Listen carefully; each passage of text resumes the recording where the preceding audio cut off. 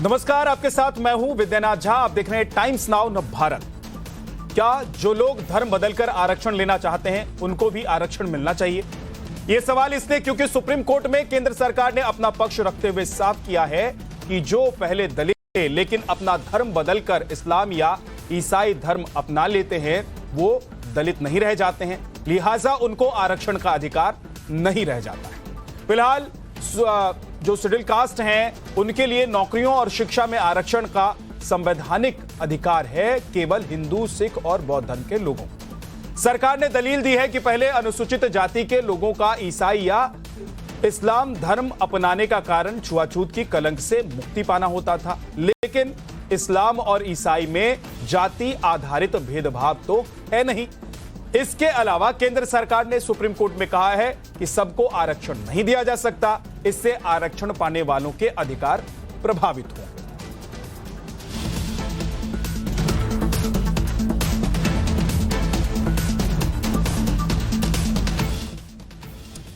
वहीं एमआईएम के अध्यक्ष असदुद्दीन ओवैसी ने मोदी सरकार पर आरोप लगाते हुए कहा है कि मोदी सरकार के दिल की बात जुबान पर।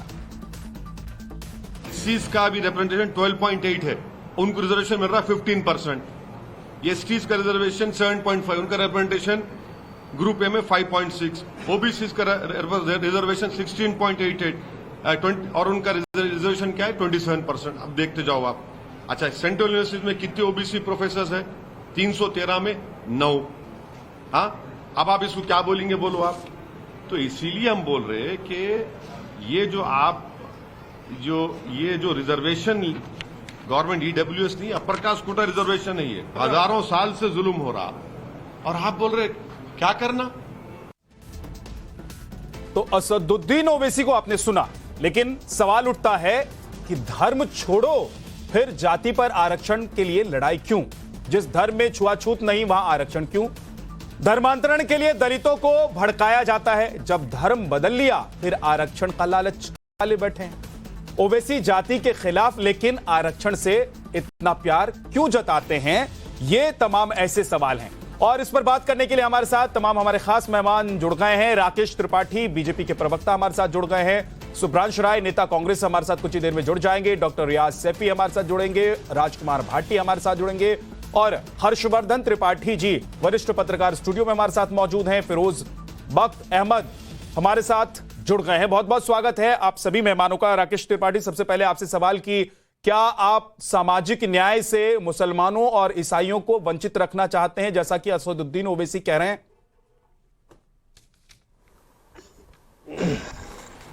देखिए विद्या जी, इस बात को पहले गंभीरता से समझना होगा कि आरक्षण की पृष्ठभूमि आई कहां से, आरक्षण कहां से आया। आरक्षण पर जब संविधान सभा बहस कर रही थी तो आरक्षण पर संविधान सभा ने बहस करते समय इस बात को बहुत स्पष्ट किया था कि आरक्षण कभी भी भारत में मजहब के आधार पर नहीं होगा।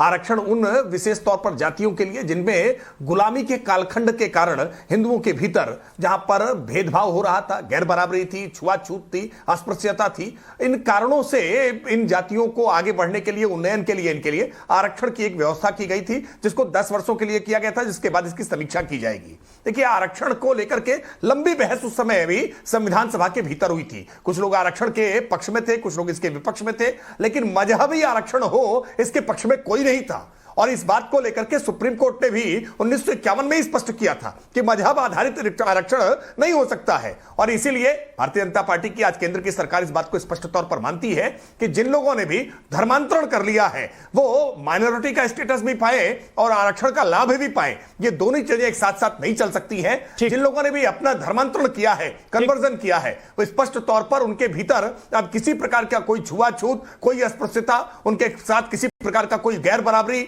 का भेदभाव हो रहा है, इस बात की संभावना को समाप्त किया जाता है। और ऐसी स्थिति में आरक्षण देने का जो आधार था वो आधार ही खत्म हो जाता है। ठीक है, सुब्रांशु, आप सहमत हैं राकेश त्रिपाठी की बातों से जो वो कह रहे हैं?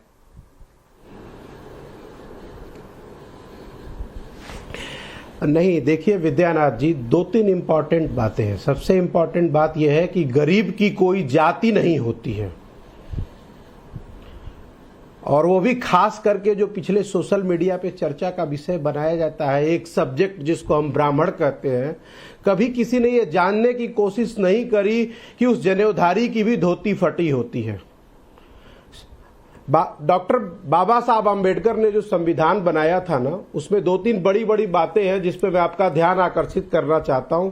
एक, अगर सामाजिक न्याय, समरसता और समानता की जो बात कही गई थी, उसमें कहीं ना कहीं ये वो व्यक्ति जो पैदा तो किसी सवर्ण या जनरल के घर में हुआ था, लेकिन इसकी आर्थिक स्थिति उस चौथे पायदान से भी बुरी थी। और इत्तेफाक की बात यह है कि शायद किसी ने उसकी तरफ नहीं देखा था। तो मुझे लगता है कि किसी भी बुद्धिजीवी को इसको जाति धर्म के मजहब में नहीं देखना चाहिए। गरीब गरीब होता है और गरीब की सिर्फ एक जाति है कि वो गरीब है। मैं खुले मन से, हृदय से, तहे दिल से महादेव को धन्यवाद देते हुए मैं स्वागत करता हूं सुप्रीम कोर्ट के फाइनल आदेश का। उसके लिए तो एक अलग वर्ग बना दिया गया भाई, जो गरीब हैं उनके लिए आरक्षण की व्यवस्था कैसी हो, कितनी हो, उस पर तो बहस आज है ही नहीं। आज बहस तो इस बात को लेकर है कि जो मुस्लिम हो जा रहे हैं, जो धर्म परिवर्तन करके ईसाई धर्म अपना लेते हैं और वो कहते हैं कि मुझे आप दलित कोटे में आरक्षण दीजिए, आप मुझे एससी कोटे में, एसटी कोटे में आरक्षण दीजिए, तो उनको आरक्षण मिलना चाहिए कि नहीं मिलना चाहिए? विद्यानाथ जी, मैं कोई कानून का जानकार नहीं हूं कि इसके ऊपर कानून की क्या राय है, ठीक है, लेकिन जितना मैं जानता हूं सामाजिक परिवेश को, मेरा ये मानना है कि व्यक्ति का वजूद उसके परिवार और उसके संस्कार और उसके धर्म के साथ ही होता है। अच्छा, ठीक है, हर्षवर्धन जी। देखिए, मुझे लगता है कि इस विषय पर सबसे पहले तो मैं केंद्र की सरकार को धन्यवाद दूंगा कि बहुत स्पष्टता के साथ हुआ है, क्योंकि मैं एक सेकंड में रोक रहा हूं क्योंकि भूकंप के झटके महसूस हो रहे हैं। और देखिए, इस वक्त सबसे बड़ी खबर हम अपने दर्शकों को बता देते हैं। इस वक्त टाइम्स नाउ नवभारत पर जब हम लोग बात कर रहे हैं, इस बीच हम महसूस कर पा रहे हैं कि भूकंप के झटके मुझे लगता है कि हर्षवर्धन जी आप भी महसूस कर पा रहे होंगे। और हमारे स्टूडियो की जो लाइट्स हैं, जरा मैं कहूंगा कि अगर कैमरा आप पैन कर सकते हैं, घुमा सकते हैं, तो दिखाइए कि भूकंप के झटके अभी हाल ही में हमने देर रात महसूस किया। बहुत तेज भूकंप के झटके महसूस किए गए थे, नेपाल में उसका केंद्र था, और इस वक्त फिर से भूकंप के तेज झटके महसूस हो रहे हैं। और स्टूडियो में भी देखिए, मैं जिस टेबल पर और कुर्सी पर बैठा हुआ हूं, ये और अभी तो थोड़ा धीमा हो गया, नहीं तो बहुत ठीक ठाक सा हिल रहा था। इसका मतलब जहां भी इसका एपी सेंटर होगा, लेकिन भूकंप ठीक ठाक आया हुआ है। वो कितना है अभी थोड़ी देर में सामने आएगा शायद। जी, अब अपनी बात रखिए हर्षवर्धन त्रिपाठी जी। देखिए, मैं केंद्र की सरकार को बहुत बधाई देता हूं, धन्यवाद करता हूं कि बहुत स्पष्टता के साथ इस संवेदनशील मुद्दे पर सामने आ रहे हैं। वरना एक तरीका होता है कि आप उसको टाल दीजिए, थोड़ा सा आगे बढ़ा दीजिए। क्योंकि मेरा ये स्पष्ट तौर पर मानना है कि इस देश ने जब आजादी के 75 साल पूरे हो गए, तो आपको हर मुद्दे पर खुले मन से बहस करनी होगी। उसमें यह भी शामिल है कि गरीब की कोई जाति नहीं होती, गरीब का कोई धर्म नहीं होता। मैं इससे पूरी तरह से, जो शुभ्रांश कह रहे हैं उससे मैं पूरी तरह सहमत हूं, गरीब की धर्म जाति नहीं। लेकिन क्या मजहबी आधार पर आरक्षण होगा, जिसको सामाजिक न्याय मंत्रालय ने बहुत स्पष्ट तौर पर कहा है कि चूंकि उसकी जो बुनियाद है वो यही है कि हमको एक तरह से कहें कि वो सारे अधिकार नहीं मिलते जाति की वजह से, हमको छुआछूत का शिकार होना पड़ता है, हमको कतार में पीछे कर दिया जाता है। इस वजह से अगर कोई धर्म छोड़कर गया, यानी हिंदू से मुस्लिम या ईसाई हो गया, तब सरकार उसको आरक्षण क्यों दे। और मैं तो कह रहा हूं हर्षवर्धन जी के लार्जर इश्यूज पर बातचीत होनी चाहिए। बिल्कुल ठीक कह रहे हैं आप। और एक चीज ये भी है, हमको ये भी ध्यान में रखना होगा कि जब धर्म परिवर्तन करवाया जाता है तो उनको लोभ लालच क्या दिया जाता है? उनको यह कहा जाता है कि हम आपको छुआछूत से अलग एक ऐसी व्यवस्था में, एक ऐसे धर्म में ले जा रहे हैं जहां पर छुआछूत नहीं है। हम आपको आपकी गरीबी से निकालकर एक ऐसी जिंदगी में ले जा रहे हैं जहां पर आपके बच्चों के पढ़ने की व्यवस्था होगी, आपके रहने की व्यवस्था होगी, खाने की व्यवस्था होगी, आपके लिए कपड़े होंगे, आपको किसी तरह की दिक्कत नहीं रह जाएगी। तो सवाल यह उठता है, जब इन तमाम चीजों से आप ऊपर उठ जा रहे हैं, तो फिर दूसरे धर्म में जाकर आप दलित बनकर क्यों रहना चाहते हैं? भाटी साहब। मैं विद्यानाथ जी, एक तो आपसे निवेदन करूंगा कि मुझे थोड़ा सा समय दें, बोलने दें और बीच में न टोके। जब मेरी बात पर किसी को आपत्ति हो तो बाद में खूब कहें जिसे कहनी है। बिल्कुल बिल्कुल। मैं ईमानदारी के साथ ये कहना चाहता हूं कि इस देश में जातिवाद, आरक्षण और सामाजिक न्याय को लेकर एक पाखंड लगातार चलता रहता है और वो पाखंड इस डिबेट में भी दिखाई दे रहा है। माफी चाहता हूं किसी को मेरी बात कड़वी लगे तो, लेकिन सच कहना चाहिए। देखिए, पहली बात तो ये सबसे बड़ा झूठ है इस देश में कि गरीब की कोई जाति नहीं होती। इस देश में हर आदमी जाति लेकर पैदा होता है। अमीर की भी जाति होती है, गरीब की भी जाति होती है। एक जाति के गरीब के लोग पैर छूते हैं, भिखारी के भी पैर छूते हैं। एक जाति के आदमी करोड़पति अरबपति होते हुए भी उसे मंदिर में प्रवेश नहीं करने दिया जाता, उसे घोड़ी पर नहीं बैठने दिया जाता, उसे घोड़ी पर चढ़ के दूल्हे को घोड़ी पर नहीं चढ़ने दिया जाता, उसके साथ भेदभाव होता है। बाबा साहब अम्बेडकर जब एक रियासत के दीवान गए थे तब उनका चपरासी जो ब्राह्मण था वो उन्हें फाइल हाथ में नहीं पकड़ाता था, उनकी मेज में फाइल फेंक के मारता था और उन्हें उनका गिलास नहीं छूता था जिस गिलास से वो पानी पीते थे। इस देश के रक्षा मंत्री जगजीवन राम जब उसमें गए थे, संपूर्णानंद की मूर्ति का उन्होंने अनावरण किया तो उसको ब्राह्मणों ने बाद में गंगा जल से धोया कि ये मूर्ति अपवित्र हो गई है। अब जो हमारी ये डिबेट हो रही है, देखिए सामाजिक न्याय क्या है, आरक्षण की जरूरत क्यों पड़ी? आरक्षण की जरूरत इसलिए पड़ी कि इस देश की जो बड़ी बड़ी पोस्ट थी, बड़ी बड़ी कुर्सियां थी जहां से सत्ता निकलती थी, उनपे त्रिपाठी, तिवारी, पांडे, झा और राय लोग काबिज हो गए थे, ज्यादा लोगों को नहीं मिल रहा थी। अब हम डिबेट कर रहे हैं इस आरक्षण पे, सामाजिक न्याय पे, डिबेट में भी वही लोग बैठे हैं, एक सैफी साहब को और मुझे छोड़ के, हम दो ओबीसी हैं इस डिबेट में, बाकी सब देखिए आपको मैं पहले ही कह रहा हूँ, आपको बुरा लगेगा, सच कड़वा लगता है। बिल्कुल कड़वा नहीं लग रहा है मुझे, बिल्कुल कड़वा नहीं लग रहा है, लेकिन तर्क के साथ हम बहस करेंगे। भाटी साहब सुनिए ना, तर्क के साथ बहस करेंगे। जिन बातों का आप जिक्र कर रहे हैं, संविधान में उन बातों का उल्लेख किसने किया था? बाबा साहब ने किया था, और उससे कोई लेफ्ट राइट नहीं हो रहा है। सवाल तो यह है कि अगर आप एक वर्ग से निकलकर दूसरे वर्ग में प्रवेश करना चाहते हैं, इसलिए आपको कहा जा रहा है कि आप धर्म परिवर्तन कर लीजिए, और आप धर्म परिवर्तन कर लेते हैं, आपकी चीजें बेहतर होती जा रही हैं, तो फिर भी आप कह रहे हैं कि मुझे दलित बने रहने दीजिए, मैं इस्लाम कबूल कर लूंगा, मैं ईसाई कबूल कर लूंगा, लेकिन मुझे दलित के रूप में आरक्षण दीजिए। तो सवाल तो यह है, त्रिपाठी जी आपको जवाब देना चाहते हैं, मैं आपके पास भाटी जी, बोलने की इजाजत और भाटी जी बस 30 सेकंड, देखिए सब भाटी जी 30 सेकंड, 30 सेकंड, 4-5 बात बोलना है। बोलिए। अच्छा आप बोल लीजिए, अच्छा बोल लीजिए, बोलिए। मैं तो जो फंडामेंटल सिस्टम है, जो मौलिक बात है, उस पर ही सवाल उठा रहा हूँ। यही तो कोर्ट में होता है, यही मीडिया में होता है, यही पार्टियों में होता है, जब वे लोग बैठते हैं चर्चा करने के लिए जो आरक्षण के विरोधी हैं, जो सामाजिक न्याय के विरोधी हैं, जिन्होंने दलित और पिछड़ों के साथ अन्याय किया है, तो उनसे न्याय की उम्मीद कौन कर सकता है? क्यों मेरे सवाल? अब आप खूब बोलें। ठीक है, हर्षवर्धन, मैं बस बहुत छोटी सी बात कहूंगा भाटी जी। देखिए, अगर आपके लिहाज से होता तो इसका मतलब ये कि अखिलेश यादव को मुसलमानों की बात नहीं करनी चाहिए थी, वो मुसलमान तो है नहीं आपके मुताबिक। अब देखिए, नहीं भाटी जी, गलत बात है, गलत बात है। आप देखिए, आप सभ्य व्यक्ति हैं, असभ्यता मत कीजिए। मैंने आपके बीच में नहीं बोला, तो आप असभ्यता मत कीजिए, मैं भी आपके बीच में नहीं बोला। आप असभ्य मत बनिए भाटी जी, ये मत कीजिए। देखिए आप गलत, मुझे आप कुछ भी कह लीजिए, आप, मैं जानता हूं सच सुनने की क्षमता आपकी नहीं है, सच सुनने की क्षमता नहीं है, आप घृणा विद्वेष फैलाना चाहते हैं, आप जाति के आधार पर लोगों को बांटना चाहते हैं। आप ही के तर्कों के मुताबिक अखिलेश यादव को मुसलमानों की बात नहीं करनी चाहिए। हम बांटना चाहते हैं, मैं कह रहा हूं ना चाहते हैं भाटी जी, मैं नाम पर आपने बांटा है। भाटी जी मैं कह रहा हूं, अरे सुन तो लीजिए, मैं जानता हूं कि आप बोलने नहीं देंगे, मैं चाहूं तो बोल, मैं स्टूडियो में बैठा हूं, मैं आपकी आवाज दबा सकता हूं थोड़ा तेज बोल के, लेकिन मैं नहीं चाहता हूं।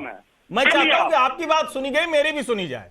अब देखिए, पहली बात तो ये कि जब ये पाखंड करते हुए श्रीमान राजकुमार भाटी दिखते हैं तो ऐसे चीखते हैं, चिल्लाने लगते हैं, क्योंकि अखिलेश यादव मुसलमानों की बात नहीं कर सकते, ये राजकुमार भाटी कह रहे हैं। फिर ये कह रहे हैं कि हर्षवर्धन त्रिपाठी या विद्यानाथ झा या शुभ्रांश राय या राकेश त्रिपाठी को इसलिए इस मसले पर बोलने का हक नहीं क्योंकि उनके नाम के आगे कोई जाति लगी है। लोग भूल जाते हैं, और ये मैं याद दिलाता हूं, सबको ध्यान में रहना चाहिए, भारत की संविधान सभा की बहस में सभी मुद्दों पर जब बात हुई तो डॉक्टर भीमराव अंबेडकर अकेले नहीं थे, डॉक्टर राजेंद्र प्रसाद थे, और जो पूरी समिति थी, ऐसा नहीं है कि जो लोग पिछड़े नहीं थे या दलित नहीं थे, उन्होंने पिछड़ों और दलितों के हक की आवाज नहीं उठाई, उन्होंने ही उठाई। और अभी जो ईडब्ल्यूएस का फैसला आया है, उसमें 5 जजों में 2 जजों ने डिसेंट नोट दिया है। ये इस देश की खूबसूरती है, इस संविधान की खूबसूरती है। और तब जब ये बना था आरक्षण तो कहा गया था, तो क्यों नहीं दूसरी पीढ़ी का आरक्षण खत्म किया? क्या आपको लगता है कि यादव या पटेल कहीं भी जहां हैं वो इतने पिछड़े हैं? क्या उनको कोई दबाने की हैसियत में है? कोई ब्राह्मण किसी यादव को दबाने की हैसियत में खुलेआम कह रहा हूं। बिल्कुल बिल्कुल, एक सेकंड त्रिपाठी जी, एक सेकंड रुकिएगा, एक सेकंड रुकिएगा। फिरोज साहब कुछ कहना चाहते हैं, उसके बाद आपके पास लौट कर आऊंगा। भाटी जी थोड़ा सा इंतजार कर लीजिए, 2 और मेहमान मेरे बचे हुए हैं जिनके पास मैं गया नहीं हूं। फिरोज साहब बोलिए। विद्यानाथ साहब बहुत बहुत शुक्रिया, आपने मुझे वक्त दिया। मैं कहना चाहूंगा ये जो जितना भी आरक्षण है, these reservations have made India divided house. कोई देखिए तरह तरह के मुस्लिम्स के लिए है, दलित के लिए है, SC ST के लिए है, कश्मीरी माइग्रेंट्स के लिए है, फौजियों के बच्चों के लिए, ये पूरा हिंदुस्तान बढ़ चुका है। मेरी बात एक दफा मैं बात कर रहा था, पहली बार जब ये माइनॉरिटी मिनिस्ट्री बनी तो मैं अंतुले साहब से बात कर रहा था। मैंने उनसे पूछा, अंतुले साहब आप रिजर्वेशन के हक में आप चीफ मिनिस्टर बने महाराष्ट्र के, आप मंत्री बन गए यहाँ इसके आरक्षण मंत्रालय के, ये बताइए आपने कितना आरक्षण लिया? कहने लगे मैंने तो कोई आरक्षण नहीं लिया। मैंने कहा मिसगाइड मत कीजिए, हिंदुस्तान को डिवाइड मत कीजिए। आज हो क्या रहा है, इतने सारे आरक्षण हो गए, मैं सबको सुन रहा था। एक 10 सेकंड और दे दीजिए।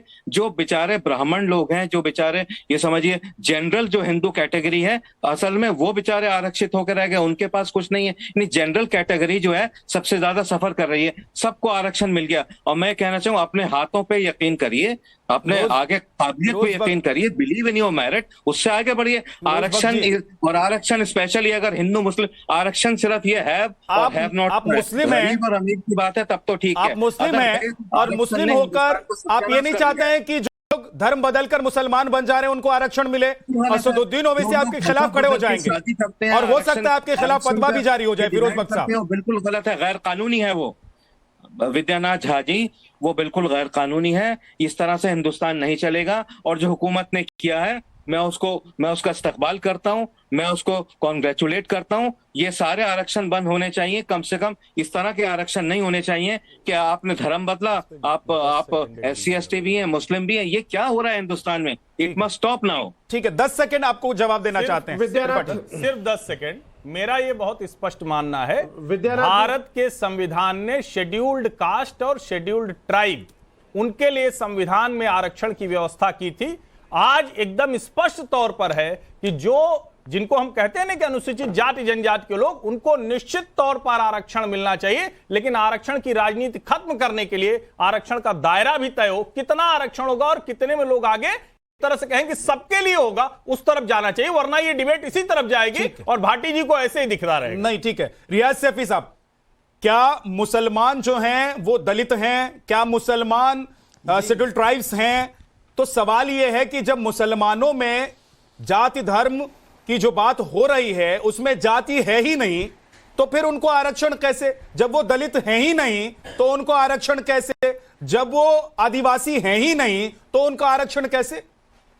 सारे मुसलमान अल्लाह की निगाह में बराबर हैं, कोई पसमानदा नहीं, कोई दलित नहीं, कोई कुछ नहीं। बिल्कुल बिल्कुल। रियाज सैफी नहीं, मुसलमान को आज तक सभी पार्टियों ने, चाहे पसमानदा के नाम पे, पिछड़े वर्ग के नाम पे, जो 27% आरक्षण भारत सरकार देती आई है, मुसलमानों को आज तक कोई भी फायदा नहीं उठा पाए। और ना ही जो बैकवर्ड कास्ट है, जो हिंदू समाज में, वो उन्हें इस लायक समझता है कि वो कहीं उन्हें जगह दे। तो हमारा ये मानना है कि भारत में, उत्तर प्रदेश में बात समझने की नहीं है। आप मुझे अच्छा समझ रहे हैं, बुरा समझ रहे हैं, उससे क्या फर्क पड़ रहा है? 1950 को सैफी जी, आप मुझे अच्छा समझ रहे हैं, बुरा समझ रहे हैं, मेरी बात सुनो। 10 अगस्त 1950 को इसी कांग्रेस सरकार ने, नेहरू सरकार थी, नेहरू जी की सरकार थी, उन्होंने जो है जो मुस्लिम आरक्षण था वो खत्म किया, उसको जो है धारा 341 अनुच्छेद 341 को बदला, जो कि मुसलमानों के साथ घोर अन्याय था वो। उसके बाद सन 1956 में सिखों को दोबारा उसमें शामिल कर लिया गया धार्मिक आधार पर, और 1990 में बौद्धों को भी ले लिया गया। लेकिन मुसलमान के साथ ये भेदभाव का जो रवैया है, तो आप भारत की सरकारों का, ये बताइए ना, मुसलमानों में तो भेदभाव है ही नहीं ना, सब अल्लाह के बंदे हैं। रही बात में अखिलेश यादव जी, रियाज सैफी साहब, एक चीज मुझे जवाब दीजिए। नहीं, मैं राजकुमार भाटी जी से कहना चाहूंगा, भेदभाव है, मुझे ये बताइए, इस्लाम में भेदभाव है क्या? जी, है भेदभाव? कोई भेदभाव नहीं है, नहीं, कोई जात पात नहीं है, इस्लाम कुछ में भेदभाव नहीं है, लेकिन इस्लाम में कमजोर तबके के लोग हैं, तो कमजोर गरीब तबके लोग के लिए हैं, अलग व्यवस्था है जो ना। पसमानदा हैं। कमजोर तबके के लिए कोई कहां कह रहा है कि उनको मदद नहीं मिलनी चाहिए? उनके लिए स्कीम्स हैं, नहीं, कहाँ है? आज तक नहीं मिला। उनके लिए अरे इतनी सारी स्कीम्स हैं। मंत्रालय पिछड़े के नाम पे, पसमानदा के नाम पे हमें लूटा गया है। अरे आप मुझे ये बताइए कि क्या अल्लाह के अभी आप निगाह राजकुमार में, भाटी जी बैठे समाजवादी अल्लाह के पार्टी के निगाह में प्रवक्ता सारे हैं। बंदे एक जैसे हैं कि नहीं है, या जात में बटे हुए हैं? दलित भी हैं मुसलमानों में, मुझे बताइए। और आप अपने को पसमानदा नहीं, पिछड़ावा कहते हैं? नहीं, अल्लाह की निगाह में सब एक बंदे एक जैसे हैं, उसमें कोई दिक्कत नहीं है। लेकिन मेरा एक सवाल है, उसका जवाब भाटी जी देंगे। भाटी जी से सवाल कर रहा हूं मैं। अच्छा दीजिए, पूछिए। उत्तर प्रदेश में जो सरकार अखिलेश यादव जी की सन 2012 में आई थी, तो उन्होंने ये वादा किया था अपने घोषणा पत्र में कि हम जो है मुसलमानों को जो है आरक्षण लागू करेंगे, उसमें सच्चर कमेटी और रंगनाथ मिश्रा कमीशन की रिपोर्ट लागू करेंगे। उस सरकार बनने के बाद अखिलेश यादव जी ने मुसलमानों के साथ धोखा किया। ठीक है, बोलिए, बताइए भाटी क्या साहब किया बोलिए। मुसलमानों के लिए अखिलेश यादव जी ने? उसके बाद सुभ्रांशु और राकेश त्रिपाठी आपके पास, बोलिए। मैं बोलूं उसमें? हाँ भाटी साहब, आपसे ही सवाल है उनका। देखिए, उनके सवाल का जवाब भी दूंगा, लेकिन मैं एक थोड़ा सा स्पष्टीकरण दे दूं। माननीय हर्षवर्धन त्रिपाठी जी जो विषय अंतर कर रहे हैं, उसे गुमराह कर रहे हैं मुद्दे से। मैंने ये नहीं कहा कि ब्राह्मण को या राजपूत को पिछड़ों के बारे में बात करने का हक नहीं है, या दलितों के बारे में बात करने का हक नहीं है। यही बात कही भाटी जी। गलत बात त्रिपाठी जी, अब गलत चलिए, बात। अपनी मैं राय मेरे कहता ऊपर हूं, मत थोपिए। अगर विद्यानाथ जी इसको सुना दें, आपने जो कहा, आपने शुरू ही यहीं से किया कि ये लोग बात करेंगे, ये लोग सामाजिक न्याय की बात करेंगे। आप कैसे, आपने ये कह दिया कि मैं सामाजिक न्याय का विरोधी हूं? आपने बिना जाने मेरे ऊपर आरोप लगा दिया। आप कट्टर विरोधी हैं, आपकी भाषा बता दी, आप कट्टर यही तो विरोधी। मैं कह रहा हूं ना। लेकिन अब मेरी बात आपने सामाजिक न्याय का विरोधी मुझे बता दिया, आपने कह दिया कि मुझे अधिकार नहीं है, तो इसका मतलब जो आरोप सैफी जी लगा रहे हैं कि अखिलेश यादव को मुसलमानों के बारे में बोलने का अधिकार नहीं, ये आप कह रहे हैं ना। अब मैं बोलूं क्या? अब मैं बोल सकता हूं? बोलिए, क्या? बोलिए आप बीच में भाटी जी। तो बोलेंगे? बिल्कुल बोलिए। नहीं, आप ये इतना पत्रकार हैं, वरिष्ठ व्यक्ति हैं, इस तरह आप करोगे तो बीजेपी वालों के लिए छोड़ दीजिए। आप अरे सर, नहीं नहीं सर, आप भी वरिष्ठ हैं, सीधे नाम लिया इसलिए बोला मैंने, मैं चुप रहता हूं। राजकुमार भाटी क्यों जी, बोल- आप भी मैं- वरिष्ठ व्यक्ति देखिए, हैं, सुनिए। आप आज नेता जब हैं नीति समाजवादी टिप्पणी पार्टी करेंगे के। तब तो बोलना मैं तो- पड़ेगा ना। बोलिए ना, आप बोलिए, आरोप कब लगा रहे हैं मैं कि तो- बीजेपी अच्छा। का हो गया, आप आरोप लगा देते हैं कि मैं सामाजिक न्याय का विरोधी हर्षवर्धन हो जी, गया, एक बार उनको आप कंप्लीट आरोप कर लगाते हैं कि मैं ब्राह्मण हो गया इसलिए बोल ही नहीं सकता जाति से। ठीक है, ठीक है। तो मतलब कमाल बीजेपी करते से, हैं, ऐसे कैसे बीजेपी से चलेगा बैठे सर? हुए हैं, राकेश त्रिपाठी को बुलाया हुआ है हमने, उनसे अगर आपका सवाल है तो उसका जवाब वो देंगे। आप बोलिए, पूछिए। मेरा हर्षवर्धन जी से विशेष निवेदन है, हाथ जोड़ के, कि थोड़ी देर मुझे भी बोलना था, जैसा मैंने आपको बोलने दिया जाता। इस तरह का स्तर मत गिराइए, मेरी बात सुनिए। जब मैं स्पष्ट तौर पर कहना चाहता हूँ, मैंने बिल्कुल ये नहीं कहा किसी ब्राह्मण को या किसी अपर कास्ट को दलितों के बारे में बोलने का अधिकार नहीं है। इस देश को अगर मंडल आयोग की सिफारिश लागू की थी तो माननीय वीपी सिंह जी ने की थी, वो राजपूत जाति से। अगर शिक्षा में आरक्षण लागू किया तो अर्जुन सिंह जी ने किया, वो भी राजपूत जाति से। और बहुत ब्राह्मणों ने सामाजिक न्याय की लड़ाई लड़ी है, बहुत ब्राह्मण तो खुली सोच के हैं, जो न्याय के समर्थक हैं। लेकिन मैं, अरे क्या फिर वही बात है, फिर टिप्पणी करे जाओगे बीच में। लेकिन मेरा कहना यह है कि जब आरक्षण पर, सामाजिक न्याय पर चर्चा हो रही हो, तो इसमें पिछड़ों और दलितों को भी बैठाना चाहिए था। सारे उस वर्ग के लोग बैठने से चर्चा करेंगे जिनके खिलाफ जाता है ये, जो इसके विरोधी रहे हैं, तो न्याय नहीं हो पाएगा। नहीं नहीं नहीं नहीं, मैं एक सेकंड एक त्रिपाठी जी, एक सेकंड, मैं थोड़ा सा ठीक कर दूं, करेक्ट कर दूं भाटी जी। अब देखिए, आप गलत दिशा में मत ले जाइए डिबेट को। किसी भी दलित के खिलाफ या पिछड़े व्यक्ति के खिलाफ ये मुद्दा है ही नहीं। ये तो है कि अगर आप दलित थे, आप मुसलमान हो गए, ईसाई हो गए, तो लालच पाले क्यों बैठे हैं भैया? आपको तो इसी बात, आपको भाटी साहब यही कहकर तो इस्लाम में या ईसाई धर्म में आपको परिवर्तित कराया जाता है ना, कि आइए हमारे साथ, हम आपको महल देंगे रहने के लिए, हम आपको बड़े स्कूल में आपके बच्चों की पढ़ाई के लिए हम खर्च उठाएंगे। तो जब वो दलितों से, जब वो गरीबी से निकल गए, जब वो दलित से निकल गए, इस्लाम में चले गए तो दलित है ही नहीं, ईसाई में चले गए तो दलित है ही नहीं, तो फिर दलित का क्लेम क्यों? ये सवाल है भाटी साहब। देखिए, आप बिल्कुल मेरी बात से सहमत नहीं होंगे, लेकिन मैं फिर जोर देकर कहना चाहता हूं, यह केवल सामाजिक न्याय विरोधी मानसिकता है जो तरह तरह के तर्क ढूंढ के लाती है। कोई कह सकता है, दिल पे हाथ रख के कोई कह सकता है कि इस देश में मुसलमानों में जाति नहीं है, कि हम रोज नहीं देखते, कह रहे ना, सहफियों में होती है। अरे फिरोज साहब की आवाज को थोड़ा सा बढ़ाइए क्या बात कह रहे और हो? स्क्रीन पर रखिए, भाटी जी को और फिरोज जी को स्क्रीन पर रखिए। मुसलमानों ने जात पात बना रखा है, वो मुसलमानों बढ़ाई के, वो और इस्लाम के स्क्रीन उसूल पर के रखिए खिलाफ है, दोनों। कुरान के उसूल के खिलाफ है। Prophet Mohammed peace be upon him, आपने नहीं कहा, आपने कहा हम सब एक हैं, हम सब बराबर हैं, पसमानदा नहीं है, कोई दलित नहीं है, कोई कुंजड़ा नहीं है, कोई सक्का नहीं है, कोई इसराफ नहीं है, कोई इजलाफ नहीं है, हम सब एक हैं, एक ही सफ में खड़े हो गए। महमूद और अयाज, यही तो इस्लाम का सिस्टम है। और आप सैफी साहब भी उसको बिगाड़ रहे हैं, भाटी साहब भी बिगाड़ रहे हैं, ऐसा मत करिए। भाटी साहब आप बड़े नेता हैं, आपकी बात है लोगों में, आप सही बात बताइए लोगों को, करोड़ों लोग आपको सुन रहे हैं। भाटी साहब आप गलत बयानी ना कीजिए, आप जो है आप लोगों को भटका रहे हैं, आप गलत बात कर रहे हैं। आप सुनिए, आप बड़े रहनुमा हैं, आप गलत बात ना कीजिए। मुसलमानों में कोई चक्कर नहीं है रिजर्वेशन का, और जो रिजर्वेशन पे जीतते हैं वो आगे नहीं बढ़ पाते। जितने मुस्लिम आज आगे हैं वो अपनी ताकत से बढ़े, अपने मेरिट से बढ़े। भाटी साहब मैं बताऊं आपको, और आपके अंदर भी देखिए हमारे दलित भाई भी बड़े काबिल लोग हैं। अम्बेडकर साहब कहां से कहां पहुंचे, जस्ट फॉलो अम्बेडकर जी। अम्बेडकर ने रिजर्वेशन नहीं बनी, नहीं आज तक वो जिंदा है। ये सच्चाई से नजर चुराना है, ये झूठ है, ये पाखंड है। आपके अल्लाह ने तो कह दिया कि सब बराबर है। हमारे भगवान ने कहा था कि इन्हें दबा के रखो, इन्हें छुओ मत, इन्हें न्याय मत दो, इन्हें कच्चे घरों में रहने के लिए व्यवस्था करो, इन्हें गंदे कपड़े पहनने के लिए। हमारे भगवान ने कहीं कहा है? चाहे वो अम्बेडकर आदमी करता है, राजकुमार भाटी जी, सिंपल बहुत सिंपल सा सवाल है कि आप चाहते हैं कि जो लोग धर्म बदलकर मुस्लिम हो जा रहे हैं, दलित या ईसाई धर्म में चले जा रहे हैं, उनको आरक्षण मिलना चाहिए। अगर किसी की मदद करनी है तो गरीब की मदद करिए। भाटी साहब क्लियर कीजिए, उसके बाद राकेश त्रिपाठी आपको कुछ बोलना चाहते हैं, जवाब देना चाहते हैं। क्लियर कीजिए, आप चाहते हैं कि जो धर्म परिवर्तित करके मुस्लिम या ईसाई हो जाते हैं दलित, उनको आरक्षण मिलना चाहिए, ये समाजवादी पार्टी का स्टैंड है। जब ईमानदारी से सामाजिक न्याय के पर चर्चा करेंगे हम, इसलिए समाजवादी पार्टी तो हम जो है कोई भी दबा कुचला है, कोई भी किसी के साथ अन्याय हुआ है, दबा कुचला को छोड़िए, कुचला को छोड़िए। मेरा सवाल सीधा सीधा है भाटी साहब, आपके बहुत सीधा सवाल है मेरा।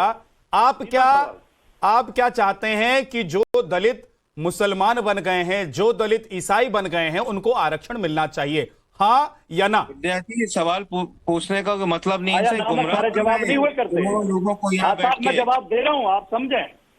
नहीं, जनता को थोड़ा क्लियर बताइए, समाजवादी पार्टी का स्टैंड क्या है? जनता समाजवादी पार्टी का स्टैंड ये है कि अगर आप न्याय के समर्थक हैं तो आप कुतर्क न लाएं। जो भी दबा कुचला है, जिसके साथ अन्याय हुआ है, चाहे वो हिंदू है, चाहे मुसलमान है, चाहे सिख है, चाहे ईसाई है, चाहे बौद्ध है, सबको न्याय मिलना चाहिए। ठीक है राकेश त्रिपाठी जी, ईमानदारी से न्याय के ठीक, राकेश त्रिपाठी जी, भाटी साहब क्लियर नहीं करना चाहते हैं, ठीक है, अपने रिजर्वेशन देना चाहता है और SC/ST का भी फायदा। देखिए मैं विद्या जी लगभग 20 मिनट हो गए हैं इस डिबेट में, और 20 मिनट की इस डिबेट में आपने ये सवाल कांग्रेस के प्रतिनिधि से भी पूछा, समाजवादी पार्टी के प्रत्याशी से भी पूछा, लेकिन ये दोनों लोग ही इस विषय पर अपनी राय रखने से परहेज कर रहे हैं। सच्चाई ये है कि ये जानते हैं कि ये जो गैर संवैधानिक बात है उसको हम कैसे कह सकें, कैसे उसको न्याय संगत कह सकें। इसलिए राजकुमार भाटी जी बहुत चालाकी के साथ जानबूझ करके बार बार इस विषय को आरक्षण पर लेकर के जाना चाहते हैं, दलितों और पिछड़ों के आरक्षण पर। अरे भाई, दलितों और पिछड़ों के आरक्षण में किसी प्रकार का कोई परिवर्तन नहीं किया जा रहा है। यहां तो बात इस बात की हो रही है कि जिन्होंने धर्मांतरण कर लिया है, क्या धर्मांतरण करने के बाद उनको माइनॉरिटी स्टेटस और आरक्षण का लाभ ये दोनों एक साथ मिलना चाहिए या नहीं? इस बात को लेकर के समाजवादी पार्टी गोलमोल करने का प्रयास कर रही है। कांग्रेस पार्टी ऐसा लग रहा है कि उन्हें विषय ही नहीं बताया गया है, वो गरीबों के आरक्षण पर बात कर रहे हैं। अरे भाई, धन्यवाद करिए ना प्रधानमंत्री नरेंद्र मोदी जी का कि आजादी के इतने दशकों बाद अगर गरीब सवर्णों की किसी ने बात सुनी तो प्रधानमंत्री नरेंद्र मोदी जी ने सुनी, उन्होंने आरक्षण देने का काम किया। आप धन्यवाद व्यक्त कर सकते हैं चाहे तो, लेकिन आज तो सवाल इस बात का है ना कि धर्मांतरण के बाद क्या उनको आरक्षण का लाभ मिलना चाहिए या नहीं मिलना चाहिए। इस बात को लेकर के दो टूक बताएं, कांग्रेस पार्टी का स्टैंड क्या है, समाजवादी पार्टी का स्टैंड क्या है, इस बात को लेकर स्पष्टता करें। देश में मौजूदा आरक्षण व्यवस्था में किसी प्रकार का कोई फेरबदल नहीं है, कोई परिवर्तन नहीं हो रहा है। इसलिए जो ये भ्रम क्रिएट करना चाहते हैं राजकुमार भाटी कि कोई पिछड़ों के खिलाफ है, कोई दलितों के खिलाफ है, ये भ्रम अपने मन से निकाल दीजिए। ना पिछड़ों दलितों के आरक्षण में किसी प्रकार का फेरबदल हो रहा है, ये स्पष्ट तौर पर है। सुब्राज जी, आप भी भ्रम में हैं या आप आरक्षण के नाम पर लोगों को भ्रम में रखना चाहते हैं, साथ साथ लेना चाहता है? ठीक है राकेश जी, ठीक है। सुब्राज जी, आप भ्रम में हैं, समझ में नहीं आ रहा है कि क्या बोले, या आप जो बोल रहे हैं उससे लोगों को भ्रम है और भ्रम पाले बैठे रहे, ये आप चाह रहे हैं? राकेश त्रिपाठी जी, मैं नरेंद्र मोदी जी को बहुत बहुत धन्यवाद देता हूं कि मोरबी के हत्यारे और साजिशकर्ताओं को उन्होंने सेफ पैसेज देकर इंडिया से भगा दिया। वो मरने वाले मैक्सिमम हिंदू थे, लीजिए वो मरने वाले जो बच्चे और औरतें हो मैक्सिमम ऊपर वाले ही थे। ये क्या, अरे क्या विषय भी नहीं बताया क्या? एक मिनट शांत रहिए आरक्षण के, एक मिनट रुकिए। अरे भाई रुकिए, पहले सुन लीजिए। करने का प्रयास धन्यवाद दे रहा हूं, सुनिए। आप डिबेट डिरेल करने का प्रयास मत करिए भाई। जी नहीं, सुनिए ध्यान से, ऊपर वाले ने 2 कान दिया है ना, ध्यान से सुनिए। धन्यवाद आपको दे रहा हूं ना, उस अपराधी को आपने भगाया। सुब्रांत जी, आपके पास जवाब ये सामाजिक न्याय है। मैं जान गया हूं कि कांग्रेस पार्टी अपना स्टैंड क्लियर नहीं कर पा रही है। अरे भाई त्रिपाठी जी कर पा रहे हैं, वो गरीब थे, पिछड़ों के साथ खड़े हो, वो धर्मांतरण कर रहे हैं, मुस्लिम ईसाइयों के साथ खड़े हो, आप तय नहीं कर पा रहे। राकेश त्रिपाठी, मैं अब आपसे ज्यादा तेज धर्मांतरण कराने की है ना, आप ध्यान से साथ खड़े होते हो ना, इसलिए इस बात को स्वीकार कर नहीं पा रहे हो। कर लीजिए स्वीकार, आज स्वीकार कर लीजिए। सामाजिक न्याय, एक मिनट सुनिए तो भाई, एक मिनट आरक्षण के साथ सुनिए, लीजिए। विद्यानाथ झा ये चुप रहेंगे, ऐसे ही बोलेंगे? नहीं, एक एक करके चुप रहिए, सुनिए तो भाई, मैं सुना होगा, आप भी सुनिए। राकेश जी प्लीज, हाँ सुन लीजिए। बिल्कुल, नहीं ऐसा नहीं होगा। हाँ। सामाजिक न्याय की बात तो भारतीय जनता पार्टी और नरेंद्र मोदी बिल्कुल न करे। भारतीय जनता पार्टी और नरेंद्र मोदी हमेशा अमीरों के साथ रहते हैं। गरीब किसी जाति का हो, भारतीय जनता पार्टी और नरेंद्र मोदी को कोई फर्क नहीं पड़ता। अगर फर्क पड़ता तो वो जो 141 लोग मरे हैं ना, आप बीजेपी की तरफ से बैठे हुए हैं या कांग्रेस की तरफ से बैठे हुए? एक सेकंड सर, बिल्कुल साफ सीधा सवाल। मैं सामाजिक न्याय आप नहीं, आप जवाब नहीं है आपके पास, तो बोलिए, मैं दूसरे गेस्ट के पास जाऊंगा, दूसरे मेहमान के पास जाऊंगा। सुब्रात जी, बहुत सीधा सवाल है मेरा, बहुत सीधा सवाल है कि क्या कांग्रेस पार्टी भ्रम में है कि जो दलित इस्लाम या ईसाई कबूल कर ले रहे हैं उनको आरक्षण मिलना चाहिए, नहीं मिलना चाहिए, या आप लोगों को भ्रम में रखना चाहते हैं इसलिए कोई स्टैंड नहीं ले रहे हैं? विद्यानाथ जी, लोगों को भ्रम में रखने का काम और भ्रमित करने का काम आपका और आप जैसे सिस्टम का है। सर आपका क्या है वो बताइए। गरीबों के साथ सुब्रात जी, आपको मैं सीधा सवाल पूछ रहा हूं। मुझे लग रहा है 5वीं क्लास का एक बच्चा जो डिबेट देख रहा होगा उसको ये बात समझ में आ रही होगी कि सवाल क्या है और आप बोल क्या रहे हैं। मैं सीधा सवाल पूछ रहा हूं आपसे। आपको या तो सुनाई नहीं देता या आपको समझ में नहीं आता। जब दुनिया को बताइए ना, मेरी छोड़िए, आप दुनिया को बताइए ना कि कांग्रेस पार्टी का स्टैंड क्या है। क्या आप लोग चाहते हैं कि जो लोग इस्लाम कबूल कर ले रहे हैं, जो ईसाई कबूल कर ले रहे हैं, उनको दलित वर्ग में रखा जाए या नहीं रखा जाए? क्या उनको आरक्षण दिया जाए या ना दिया जाए? विद्यानाथ झा जी, आपकी तरह मैं तेज चिल्लाने वाला प्रवक्ता और पत्रकार नहीं हूं। मैंने आपको एक लाइन में कहा कि मैं कानून का विद्यार्थी नहीं हूं, कि मैं कानून और संविधान। अरे सर, मैंने आपको कानून के विद्यार्थी के तौर पर बुलाया भी नहीं है। सर, मैंने आपको लीगल एक्सपर्ट के तौर पर बुलाया नहीं है। सुनोगे, आपके नाम के साथ देखिए बड़ी सी पट्टी चल रही है जिसमें लिखा हुआ है कि कांग्रेस के प्रवक्ता हैं आप, और मैं कांग्रेस का स्टैंड पूछ रहा हूं। किसी को कोई इसमें कहीं आपको ऐसा लग रहा है कि आपको जिस पद और जिस बात के लिए, जिस मुद्दे के लिए बुलाया उससे अलग हटकर मैं कुछ पूछ रहा हूं आपसे? अरे भाई, आप कांग्रेस के नेता है, प्रवक्ता है, मैं सीधा सीधा सवाल पूछ रहा हूं। कांग्रेस का स्टैंड क्या है, क्लियर कर दीजिए। अरे भाई सुनिए तो, एक मिनट सुनिए। अरे भाई रुकिए, पहले उससे पहले देश का स्टैंड जरूरी है कि भारतीय जनता पार्टी और नरेंद्र मोदी गरीबों के साथ नहीं खड़े। इस बात को तो बताइए। आगे आप देश को बताइए कि नरेंद्र मोदी जी गरीबों के साथ नहीं खड़े हैं। देश को तय कर दीजिए, आप तय कीजिए। के साथ नहीं थे, जिसने वो जो षड्यंत्र में था उसको भगाने में थे। ये बताइए राहुल गांधी जी नरेंद्र मोदी जी जो मोरबी का हत्यारा था, जो न मोरबी का साजिश करता, उसको देश से भगाने का काम किया नरेंद्र मोदी और अब एक चीज बहुत क्लियरली मुझे बहुत क्लियरली समझ में आ रहा है कि आप बोलना नहीं चाहते हैं, आपके पास जवाब नहीं है, इसलिए आप इधर उधर जा रहे हैं। जिस मुद्दे पर आज डिबेट हम कर रहे हैं सर, उस मुद्दे पर नहीं समझे। मैं आपको त्रिपाठी जी नहीं, हाँ बोलना चाहते हैं, आप बोलिए, मैं और 10 सेकंड आपको दे रहा हूं। आप अपना स्टैंड बताना चाहते हैं, बता दीजिए। कांग्रेस पार्टी का स्टैंड क्या है, बता दीजिए। मना कर देते, रण छोड़ देते। सुन लीजिए, सुनिए आपके हमें बता, और सुनिए ना, ये भी आपने धोखा किया है। आपने टॉपिक दिया था ईडब्ल्यूएस रिजर्वेशन पे बहस है, ये टॉपिक दिया था आपने, तब साहब मैंने बताया कि नरेंद्र मोदी और भाजपा गरीबों के साथ नहीं तो सर खड़ी कम से कम अखबार तो पढ़ते होंगे आप, टीवी चैनल तो देखते होंगे, जो पैसा देता है आप टीवी चैनल और अखबार तो पढ़ते ही होंगे। नहीं आप सुब्रांश जी, सुन तो लीजिए नहीं, और अगर मान लीजिए डिबेट में कोई और मुद्दा उठ जाए तो आप ये नहीं कह सकते ना कि विद्यानाथ झा ने मुझे बताया नहीं था कि इस मुद्दे पर भी राकेश त्रिपाठी बोलेंगे या इस मुद्दे पर भी फिरोज जी बोल देंगे, तो उसकी तैयारी मैं करके नहीं आया था। एक मिनट मैं आपको मैं यही तो आपको बता रहा हूं कि नरेंद्र मोदी और भाजपा की सरकार गरीब विरोधी है। सबको जिस टॉपिक पर डिबेट है वही बताया गया था। आप ईडब्ल्यूएस में फंसे हुए हैं, मेरी क्या गलती उसमें? फिरोज जी कुछ बोलना चाहते हैं, बोलिए, उसके बाद हर्षवर्धन त्रिपाठी जी। कुछ ऐसा काबुल सुनिए सुब्रांश भाई, एक सवाल सुन लीजिए, आप लगातार बोलेंगे ऐसे काम नहीं चलेगा। People are making fun of you, people are hooting at you. सुनिए मेरी बात, फिरोज भाई सुनिए मेरी बात सुब्रांश भाई, कि जब आपकी सरकार में के रहमान खान और सलमान खुर्शीद जब मिनिस्टर थे, इन्होंने 2 मर्तबा, एक मर्तबा 9%, एक मर्तबा 5% मुसलमानों को वोट बैंक समझ के उनको रिजर्वेशन दी, कोर्ट से वो खारिज हो गई। तो इस तरह क्या फायदा है ऐसी रिजर्वेशन देने का? आप लोग एक्सपोज हो गए, हिंदुओं में भी एक्सपोज हो गए, मुसलमानों में भी एक्सपोज हो गए, तो ऐसे बात क्यों करते हैं? देखिए, एक तारीखी पार्टी आपकी, इसमें मौलाना पंडित नेहरू, सरदार पटेल, सब इन सब लोगों का जो मंथन था खत्म कर दिया, उनके रास्ते से हट गए आपने, वोट बैंक की पॉलिटिक्स में आ गए।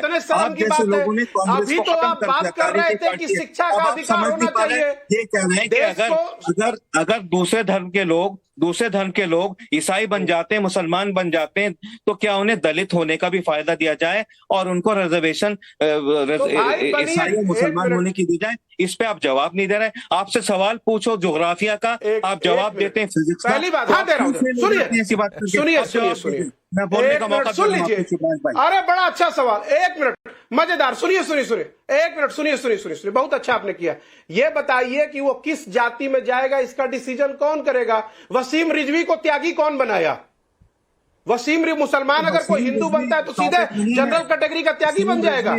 ये अधिकार किसने दिया? 1 मिनट मुंह बंद करिए, मैं पूछ रहा हूं। ये अरे भाई, आपका टॉपिक क्या? अपने टॉपिक को अपने पास रखिए। मैं पूछ रहा हूं, वसीम रिजवी को त्यागी सीधा किसने बनाया? ये अधिकार किसके पास है? ये अधिकार किसके पास है? ये अधिकार है उसके उस व्यक्ति के पास है जो अपना धर्म बदलना चाहता है, लेकिन ये अधिकार आपके पास नहीं है कि आप सवाल उठाएं उस पर। मैं जो सवाल पूछ रहा हूं उसका जवाब आपके पास नहीं है। हर्षवर्धन त्रिपाठी जी, अब वक्त नहीं है सर, बिल्कुल। एक सेकंड बदलने वाले को उसके अधिकार पे छोड़ दीजिए।